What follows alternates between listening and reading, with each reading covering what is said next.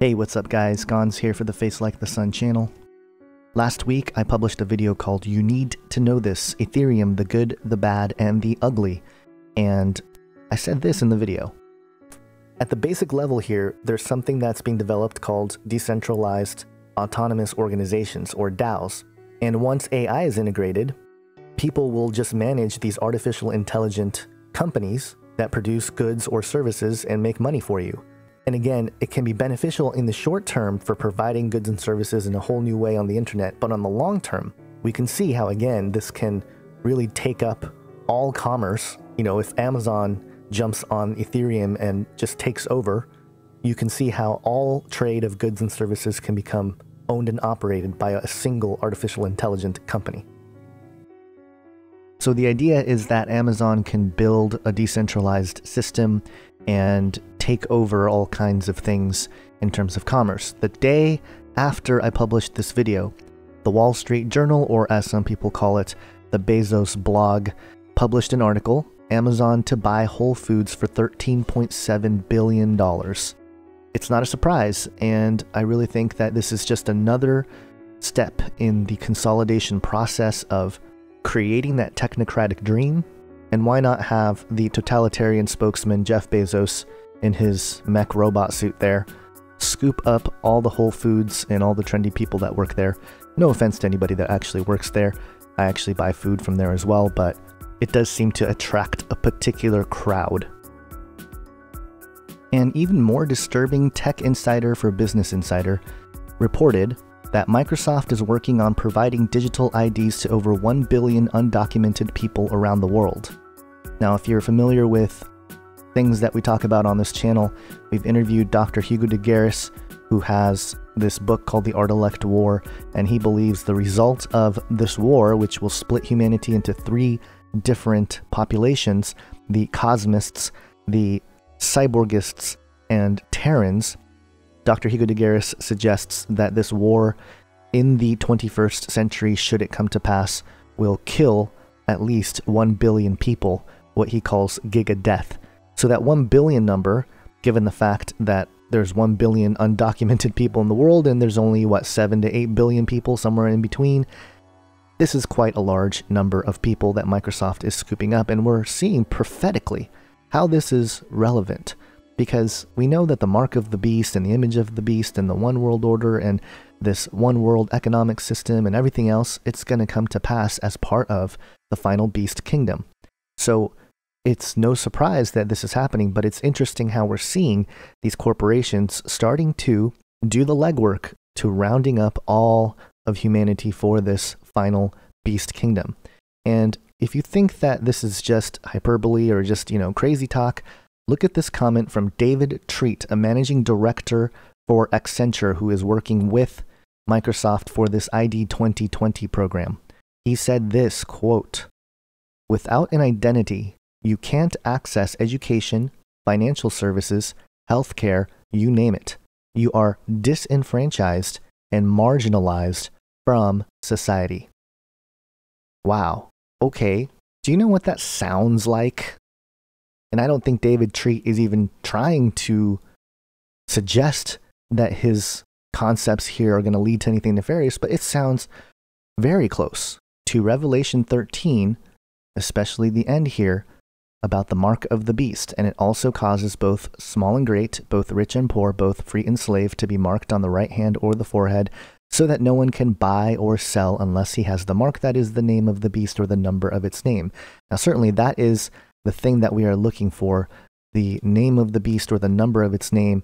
Of course, 666 to those who have wisdom. And if you think about the www and the internet being 666, that is one element of it. And it's actually not just crazy conjecture. Literally, the Vav, the V, or the W in Hebrew is the 6th letter in the Hebrew alphabet.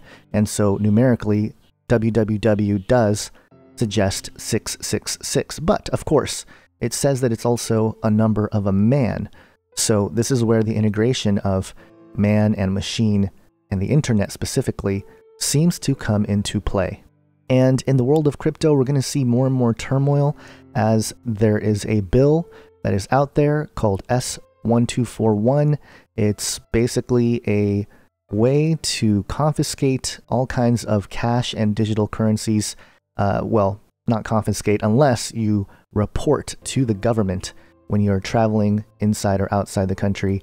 It's pretty absurd. Hopefully it doesn't pass, but you can see how the governments are trying to continually lock down the kind of currency that we as people have agreed to use, that is apart from the central banking system.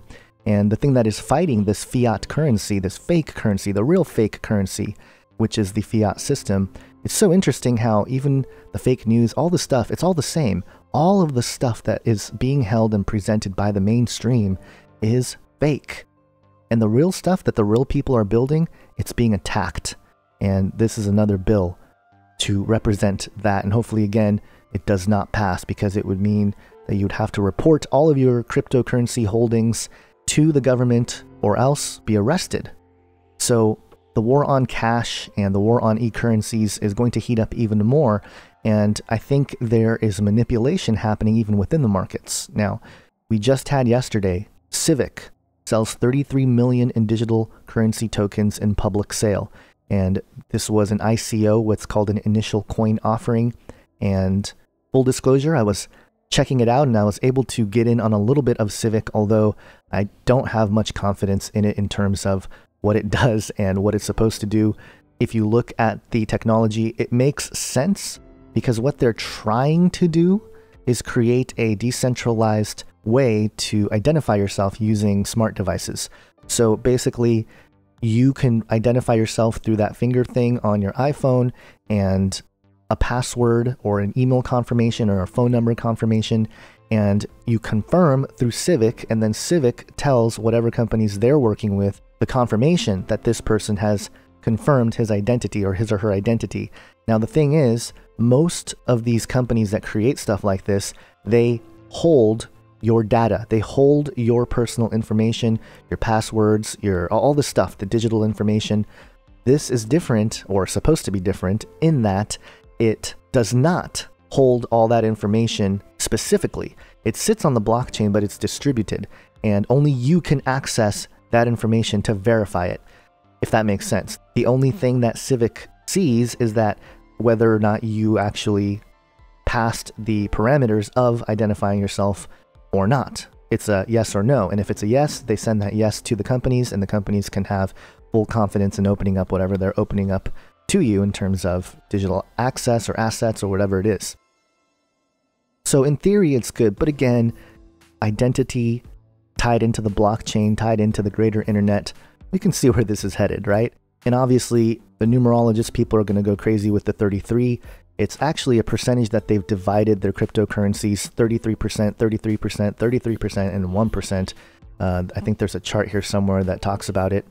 Here it is, 1 billion tokens issued, 33 to the token sale, 33 retained by Civic, 33% allocated to the ecosystem, 1% to cover token sale costs.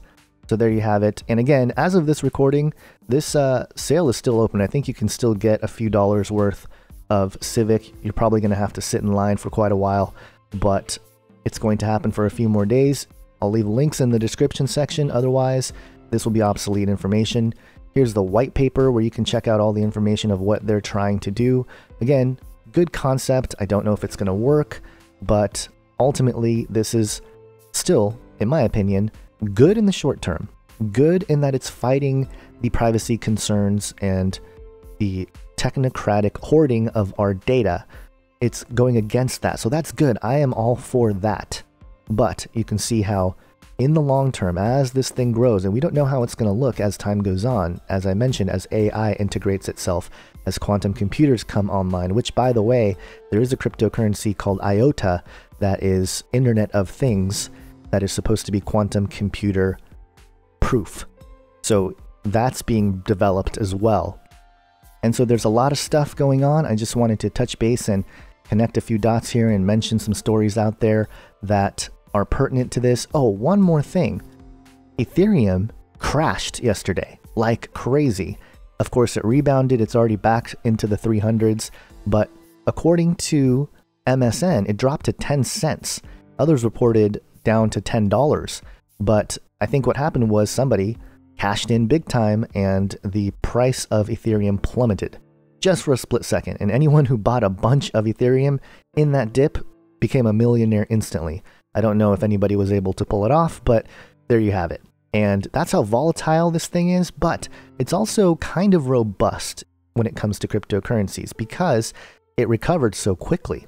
And there is some stuff that's shady that's going on. You have Coinbase that went down, and actually even right now, I think Coinbase is not doing Ethereum trades or Ethereum transfers because the blockchain is so backed up based on a couple of ICOs that were done on top of Ethereum the last couple days. So the system is being tested, and we'll see if this cryptocurrency space is able to scale the number of people that are going to come in. And this actually goes to show that as more people adapt and move into the crypto space, there's going to have to be new platforms, new technologies to help assist in the undergirding of the number of people that are going to be using it. And so the whole thing, the whole blockchain concept is going to explode, and it already has to a large degree, but more and more people are just going to start using it because that's where all the tech is headed anyway. So even though you might not know the difference in your experience on the internet, you might find yourself using all kinds of blockchain technologies in the next few years.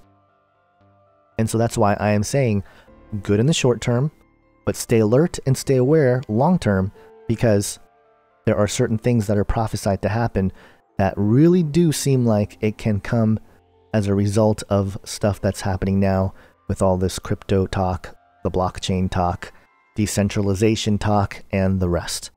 By the way, I've been trying to post some polls on Twitter, so check out my Twitter account and look for some of those polls, because I'm getting a survey of the church, and I think it's going to serve as a good database for people who may not think that there's anything to the kind of stuff that we talk about here. So check that out. Have an awesome day, guys. God bless.